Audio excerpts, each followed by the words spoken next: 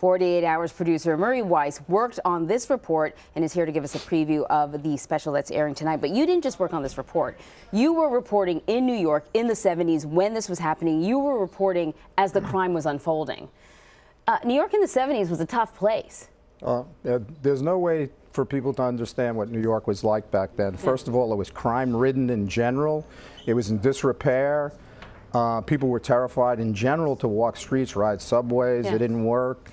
But on top of that, in a summer in which there was blackouts and looting, along came another plague to New York, and that was a serial killer who for a year began walking up to strangers in cars and shooting them and killing them. A plague is how you describe him. What was it like in the media? You know, New York reporters are dogged. This must have consumed the newsrooms. It was, you know, and I don't say this in a negative way, it was a media frenzy. I mean, this was a story of historic proportions in New York. Everybody on the streets were afraid to go out, women in particular, to an extent where women started cutting their hair because most of his victims were not only women, but they were women of dark, long hair. So some of them were dyeing their hair blonde. It's hard to imagine that a city was so impacted by one mysterious figure and nobody knew who he was. Yeah. Now, you know, we saw that clip there where he says he was trying to appease the devil. He now says he's a different man, that he is a born-again Christian, and he, as you heard, he says, I can't even tell you what was going on back then. But you're good friends with one of his victims, Robert Violante. He survived, but his eyesight was severely damaged. What does he make of this new Berkowitz, this man who has found God and is no longer appeasing the devil? Well, Mr. Violante, he wanted David Berkowitz to receive the death penalty, but the death penalty in New York was pretty much an impossibility at that time and still.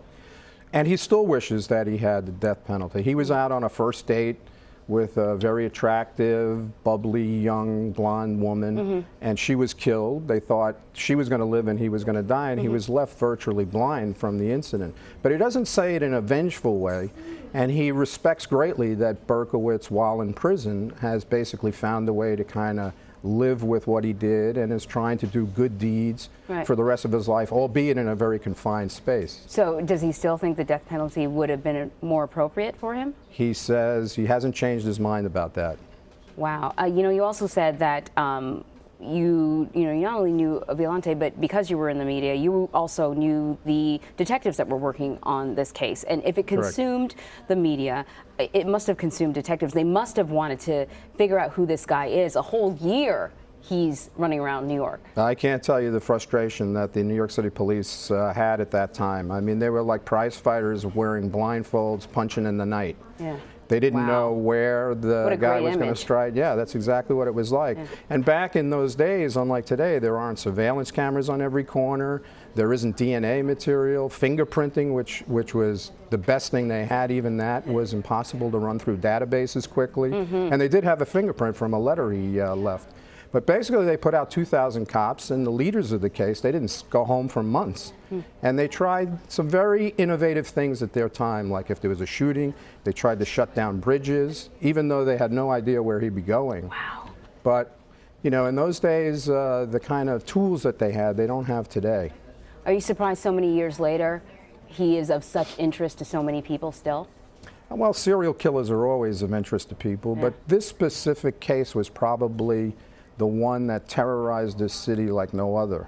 I mean, it's a full year of shootings at certain times of day, unknown, and people were terrified. It's almost like if ISIS or Al-Qaeda sort of launched attacks in New York and everybody went out. We all live with the fear of terrorism, but once it starts happening and you don't know when it's going to happen, it unnerved the city like few cases ever have. Murray Weiss, thank you so much for popping by. Looking forward to this. You're welcome. Thank you. So don't forget to watch the CBS News special, Son of Sam, The Killer Speaks. Tonight it airs at 10, 9 Central, and it's only on CBS.